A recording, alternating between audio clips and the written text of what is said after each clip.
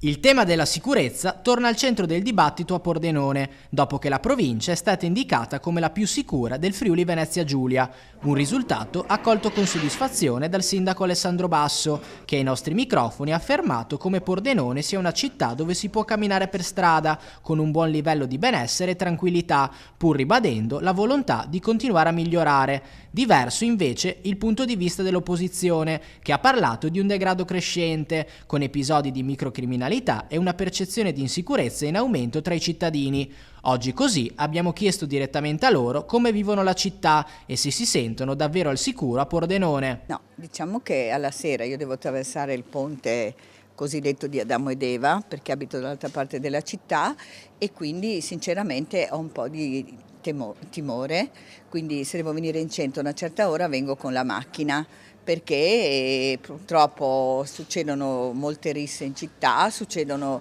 cose che noi, indipendentemente dal nostro comportamento, a volte ci troviamo coinvolti, quindi io per sicurezza vengo con la macchina, quindi questo significa in breve che non sono così sicura. Per me è sicura, Poi ci sono le eccezioni, poi ci sono le teste calde, però è sicura.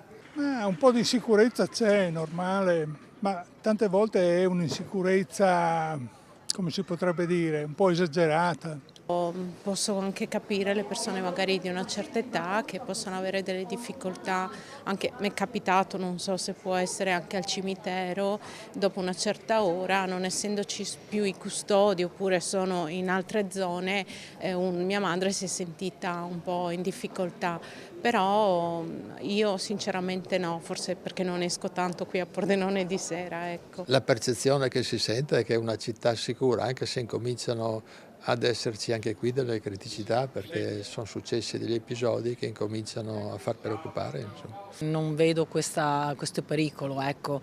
Rispetto ad altre città e comunque si può ritenere che sia una città ancora sicura, insomma. Sicuramente è cambiata la tipologia di persone che sono venute a abitare qui e quindi a mali estremi rimedi. Giusto? Secondo il mio punto di vista, la popolazione è cambiata, non siamo più tutti autoctoni e con questo voglio dire che diverse tipologie di persone possono avere diversi comportamenti e a questo ci deve essere un rimedio.